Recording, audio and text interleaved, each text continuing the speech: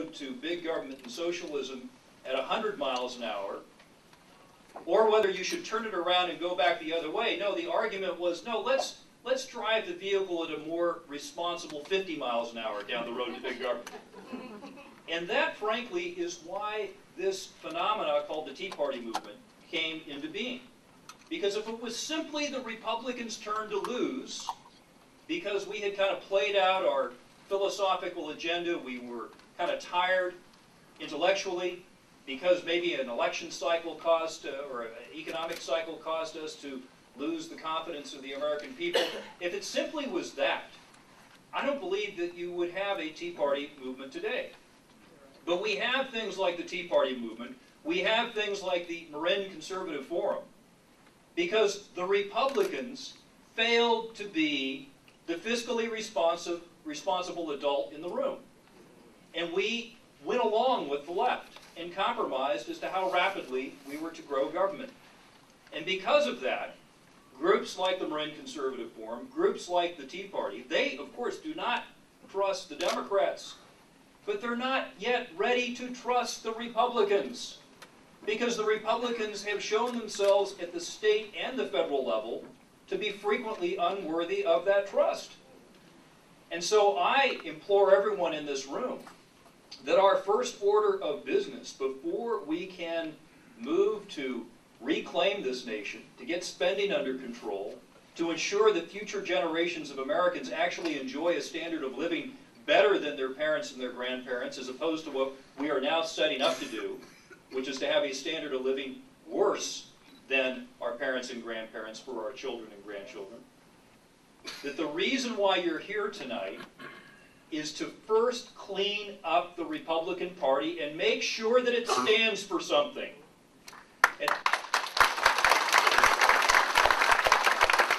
once it stands for something, once we can really feel that our elected representatives on the Republican side are going to stand up for our values, stand up for the Constitution, stand up for limited spending, once we understand that, then we can go forward and we can take on the left. We can take on the progressives. We can take on the statists who are now running this nation. Because what does it profit us to win a partisan election if the people that we send forward are simply going to preemptively compromise with the left and simply arrive at the desired location a few years later? It's not going to profit us anything. And that, frankly, is what this primary election is all about. What you hear constantly from the pundits are that a conservative who believes the Constitution cannot possibly win in the state of California. Well, we now have 5 independent polls that have matched up our missing opponent tonight, Tom Campbell and myself, against Barbara Boxer, and all 5 polls have shown that all 3 of us are within the margin of error of Barbara Boxer.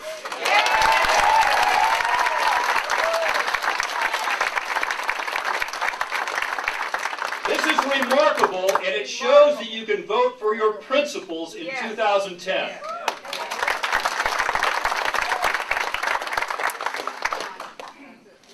Time on that one. Thank you very much. Mr. Campbell. It's a delight to be here with my good friend, Assemblyman Chuck DeVore.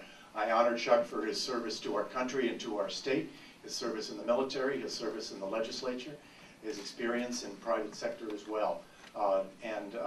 I know that we will have a good discussion tonight because you and I care to come. I begin with the observation as to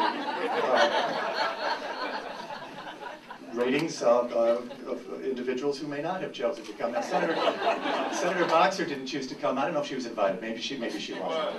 Okay, well then there you have it. So how fortunate for me, because it allows me to give ratings of the people who are not here.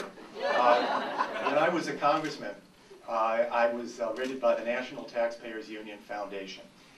And the way they rate is how much money you spend in the bills that you introduce and the bills that you co-sponsor. I was a congressman for 5 terms, and in 2 of those terms, I was rated #1, the single most fiscally responsible member of the House of Representatives. Now, in one of those, Barbara Boxer was a congresswoman with me. it's almost too good, but take a guess where she was. 412. So that's a nice contrast. There's only 435 members of Congress, and that was in the 102nd. In the 106th Congress, I was also rated the #1 fiscally most responsible member of Congress, of the House of Representatives, by the National Taxpayers Union Foundation. Let me tell you, it's hard to beat Ron Paul to come in with those ratings. Then Barbara Boxer was over in the Senate, and she was 95 out of 100. Now, our other missing person, I have no ratings as to her performance in public office, but I do have the Portfolio Business Magazine ratings of the 20 worst CEOs in American history. And she actually makes the list among the 20, not just in modern times, but in history. So, public service, you've got my record against Senator Barbara Boxer's, and you've got the rating of Carly Fiorina in the business world. And perhaps it's for that reason that she doesn't care to share the podium tonight. I have great respect, as I said at the beginning, for somebody who gives of himself in public service. I offered my background to serve the people of California as the next United States Senator, because I would be very, very reliable on the fiscal conservative side compared with Senator Boxer. The size of the deficit, which is so directly related to how much we spend, right, obviously, is directly related to jobs.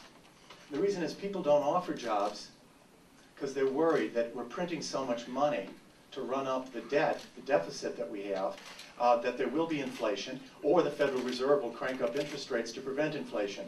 And either way, employers are scared. And as a result, they won't offer a job. If we're worried, we're not going to take the risk. So the best thing we can do is to establish a record of fiscal responsibility and a path toward balancing that budget. And Senator Barbara Boxer has almost zero credibility on that. And I gave to you the statistics. 2 of the 5 Congresses, the #1 most fiscally responsible. In the other 3, by the way, I was pretty close. It's just hard to be #1 in all 5. When I contrast my positions in Congress with Senator Boxer's, I draw one very important point on foreign policy as well. When Saddam Hussein invaded Kuwait, I was in a member of Congress, and I had to cast the most difficult vote a member of Congress ever has to cast, which is to go to war. And I voted in favor of going to war to expel Saddam Hussein from Kuwait. Barbara Boxer voted the other way. And after the war started and the United States was bombarding Baghdad, Senator Boxer, excuse me, at the time Congresswoman Boxer said, I should say Ma'am Boxer.